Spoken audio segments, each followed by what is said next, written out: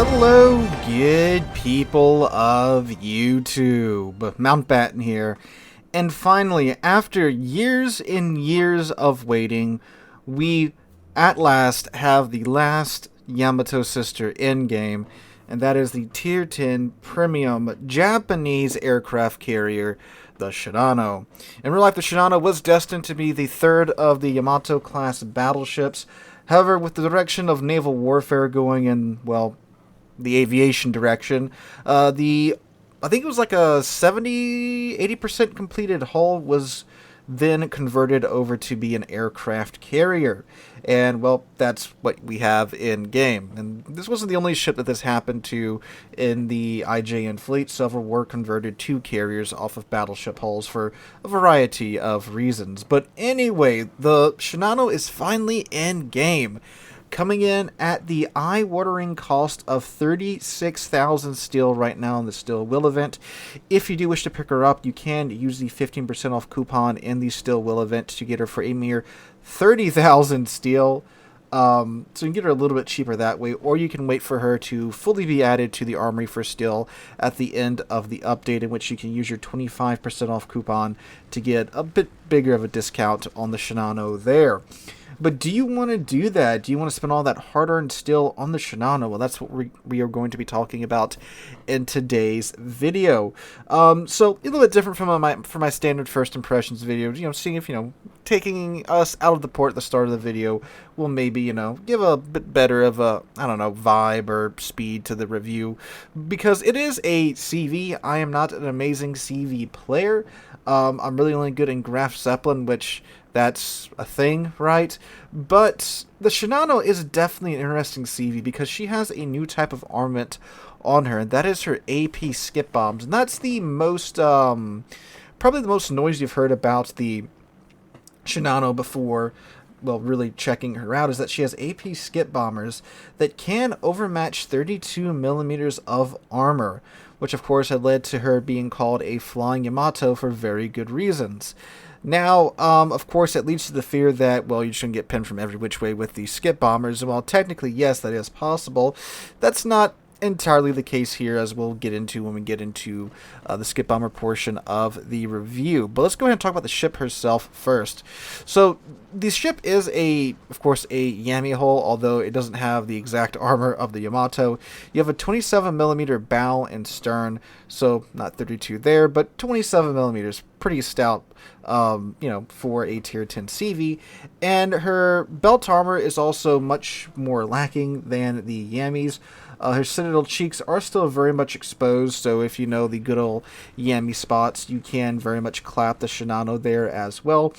Although you don't really have to do that, because if you are, a tier 10 battleship, you can probably just overmatch her bow or stern just fine. Her flight deck is 75 millimeters thick, so good luck overmatching that. For her HP, she does have 75,300 HP with the HP flag equipped, and she does move at, well, the Yami speed, 28.5 knots with the speed flag equipped, so you can keep up with the other Yamis, but it is one of the slower higher tier CVs. Most of them can go in excess of 32 knots. You see, the Shinano wasn't ever really meant to be a full-on CV. It was really just meant to, well, it got sunk ferrying planes from by the Archerfish, which is also available in the Steel Will event. I think she could only carry, it was like something like a half or maybe like 2/3 of what an actual carrier could, because naturally it was designed from the ground up as a battleship and not as a carrier. So it was really more of a plane tender or a plane ferry than a full-on CV. So there's that. But of course, Wargaming has managed to get it to work in game. But anyway, so the ship does also have pretty alright AA with an A rating of 85. In my experience, it's been okay-ish at shooting down enemy planes. Now, one of the big things you might have heard about the Shinano is that, yeah, somehow this is the tier 10 or high tier secondary Japanese capital ship. Yeah, I'm not making that up. This is the secondary Japanese battleship we get, fellas. the frickin' Shinano as a CV because she does have actual good secondary guns. She gets 16 127mm guns, which once you go into a full build as much as you can with CVs, you can get her out to 11 kilometers with these secondary guns and a reload rate that is just below 3 seconds, right? So, okay, Wargaming, and yes, the accuracy is actually there. I believe it has slightly better secondary accuracy than the Graf Zeppelin. So, yeah. Now, there are 127s. They don't get, improved HE pins or anything. So, they're really good at dealing with destroyers. So, you can kind of bait the enemy destroyers into running at you and then melt them down with your hyper-accurate 127mm secondary guns. So, that's a thing. Would I recommend going for that build? Not unless you're very good at CVs or you get very good at baiting enemy destroyers to charging you by themselves. But it can do it because reasons. So there's that. Alright, Wargaming. Alright. So what about the planes now? Obviously that's what, CVs used to do the majority of their damage. So you get two, I guess, real flights of planes. You get a flight of torpedo bombers, and then you get a flight of course, the AP skip bombers. The torpedo bombers are going to be your source of consistent damage. The torpedoes themselves, each plane carries a single torpedo. The torpedo does a maximum damage of 7,233 and travels at 53 knots for 5 kilometers. And you get 3 planes in attacking flight. So, you hypothetically, you land all 3 on target. You'll be doing a little over 20-ish thousand damage per run. But of course, once you factor in torpedo protection and such, and the occasional miss, the torp spread is very nice and tight too. So if you get it fully charged up, you should be landing 3 torpedoes on target, ideally, right? But my experience, you're doing a little around 14, 13, 12, 10-ish thousand damage per run, again, depending upon what you're attacking, how many torpedoes hit the torpedo protection, and, what is the torpedo protection, and all of that jazz, right?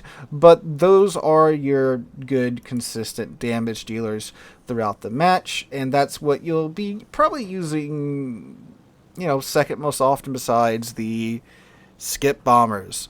So the skip bombers, of course, that's the Shinano's party trick, really.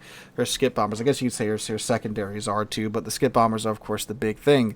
The skip bombers are AP skip bombers. First ship in the game to have that. They are testing a German CV with AP skip bombers as well, so maybe that'll come down a little bit while later. So the AP skip bombers, are they as crazy as you've heard and or seen? Well, if you got somebody's broadside and you line them up on the correct line and RNG likes you, yeah, they can do some pretty ludicrous things. It is pretty goofy citadeling other CVs for like 15,000 damage a pass with the Shinano skip bombers. It is so dumb at times what you can do with these skip bombers. I mean, you can Citadel battleships with them. You absolutely can, and I have, and it's ridiculous. My first match, I bullied a Yami for like 25,000 damage with the first couple of runs of those skip bombers. It is utterly ridiculous. And that's a quarter of the Yami's HP in one attacking flight. Well, one full squadron. I spent all 3 attack runs on him. That is utterly ridiculous. And keep in mind that this is Citadel damage, right? Only a very small portion of that can be recovered by the ships that you are citadeling with these AP skip bombers, all right? So that is pretty damn brutal just there in and of itself. And the way the skip bombers work is that with the 3 lines that you can bounce the skip bombs off of, the third line will give you the least amount of pins. The second and first line will give you a crazy amount of penetration. It is pretty funny because like the first 2 lines, those 2 can pin battleships. Like I've again pinned the Yamato with the second line plenty of times with those AP skip bombers. And then the third line, it's such a huge drop off in penetration capabilities. The third line is really meant for cruisers, heavy cruisers and light cruisers. The second line you can get away with going after some of the larger cruisers like like the Alaska and the Aegir and such. But yeah, the penetration drop off is crazy. But like the third line, CVs, cruisers, Moskvas. I've bullied quite a few Moskvas with the third line. It's just so funny and so dumb what you can do here. However, like everything AP centric, angles mean everything. So you have to catch somebody's flat broadside with these bombs in order to get these citadels. Other than that, you're going to be pinning them, which, like, yeah, the pins, from my experience, get about 5,000 damage a run if you just pin the target, which isn't really a lot considering that these skip bomber planes are quite slow. It does take them a second to get there.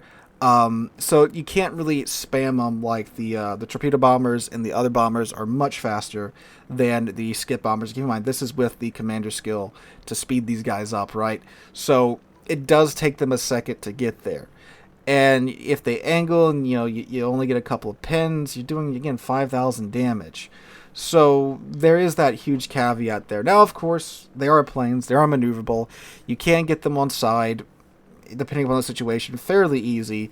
But it's not quite as easy as you might be led to believe, right? Like, a ship can still, unless, talking about like a Yami or like a Satsuma or a GK, they turn pretty dang well.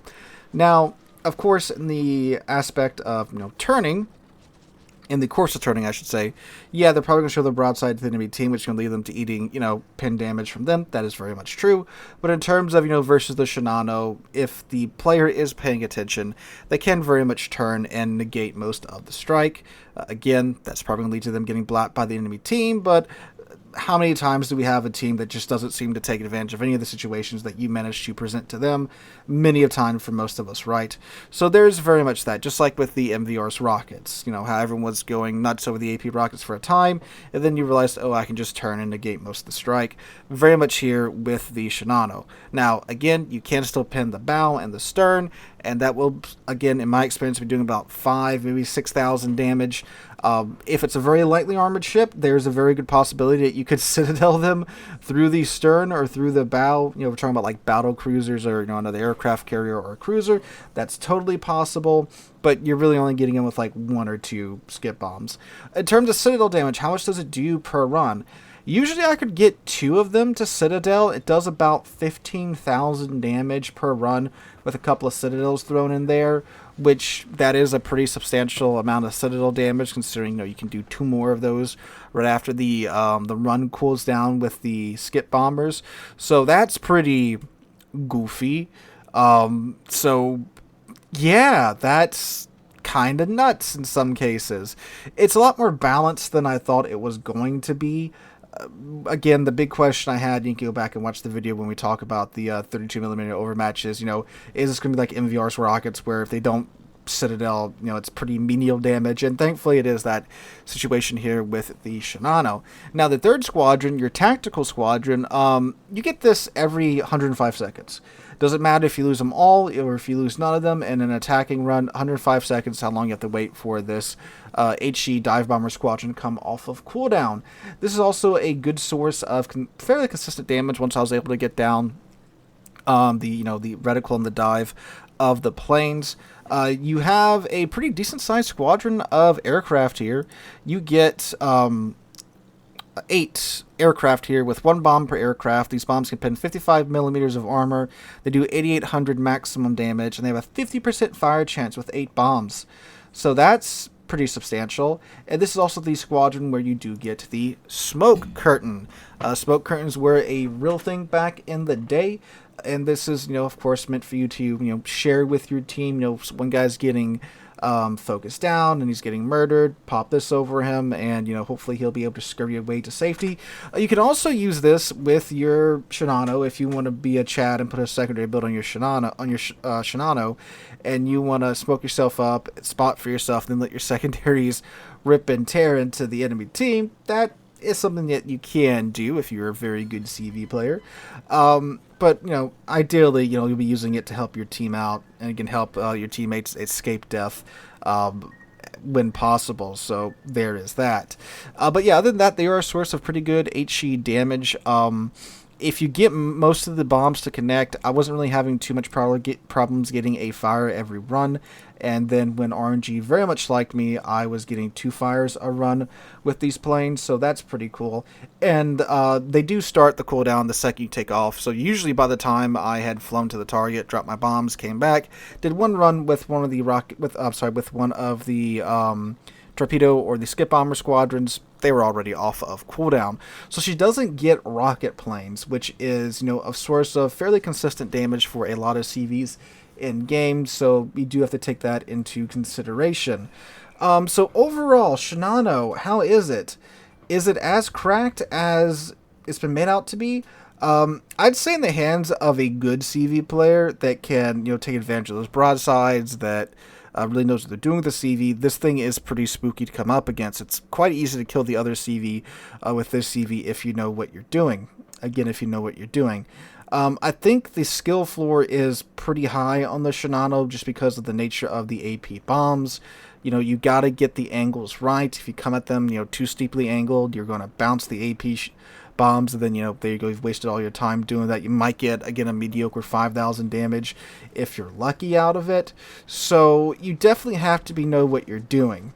But if you know what you're doing, it is a real powerhouse of a CV. I do like that it has goofy secondaries, and that if you want to, you can have a secondary ship here with the Shinano. That's pretty fun. And I do like that, historically, it is the 3rd Yamato sister. I do like that she's in game now, finally. Anytime a historical ship comes into the game, I do quite enjoy that. Is it worth the 30,000 still? The 36,000 still, you got to cough up for it. Unless you're a CV main, I don't think so. It's not one of those CVs that anybody can pick up and kind of do okay with. Again, you got to know what you're doing with these skip bombs. You got to know the angles. You got to know what targets you can and can't pin, and what line you need to pin them on and all that jazz. So it's a pretty high cost, high skill floor CV in my opinion from what I've seen so far. I'm not the world's best CV player in the but I was able to, after I got the hang of her and her squadrons, I was able to do fairly well in her. The game watching in the background is a pretty low damage game because, well, I mean, the thing is too, you don't really have a whole lot of damage over time with the Shinano because, yeah, sure, you can start a fire every run with the HE dive bombers, but that's only every 108 seconds. The torpedo planes, yeah, you can get a flood, but most players, they'll happily damage con 1 flood, and your main damage comes from the AP skip bombers, which, of course, they're not setting fires. So compare that to most other CVs that have at least 2 squadrons that can do that, right? So there is that. Maybe it's not the best damage farming ship, but the damage you're doing in the Shinano is serious damage. Again, a good chunk of it is Citadel damage. That is damage that cannot be repaired. So, kind of view it in that scope rather than the, oh, he didn't get a gazillion damage because, it's not really, not like the Audacious or the British CVs that, are very heavily HE focused, or again, many of the other CVs which have rocket planes and HE bombers that, can very much do that damage over time. So there is that aspect. Again, I'm not the world's best CV player, so this is just kind of a mediocre or probably even worse worst CV's player perspective on this ship. But it was a neat ship. I did pick it up, and I want to talk about it on the channel, so here we are. But guys, that's my 2 cents on the Shinano. I don't think I'm really qualified to give her a solid score, but I would give her an 8 out of 10, especially if you know what you're doing. If you know what you're doing with the Shinano, it is a very scary day for the enemy team with those skip bombers. So let me know what you guys think about the Shinano. If you ran across her in game, what are your feelings about her? Let me know all that jazz in the comments down below. Hope you guys have a wonderful Tuesday, wonderful rest of your week. Hope to catch you guys in the next one.